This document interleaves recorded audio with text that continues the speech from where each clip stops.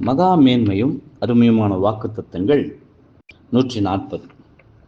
என் ஆடுகள் என் சத்தத்துக்கு செவி கொடுக்கிறது, நான் அவைகளை அறிந்திருக்கிறேன், அவைகள் எனக்கு பின் செல்கிறது. யோவான் 10:27. அநேகர் தங்களை கர்த்தருடைய மந்தையிலுள்ள உண்மையான ஆடுகளாக அறிக்கை செய்து கொண்டிருக்கின்றனர். ஆனால் மெய்ப்பனுடைய வந்துறுதலின் இந்த நாட்களில் அவருடைய சத்தமாகிய சத்தியமே பரீட்சையாக அமைந்துள்ளது.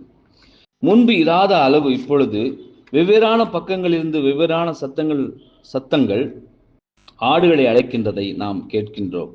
இது அவருக்கு சொந்தமான சிறுமந்தையினரை மற்றவரிடமிருந்து பிரித்தெடுக்கும் நோக்கத்திற்கான கர்த்தருடைய ஏற்பாடாகும்.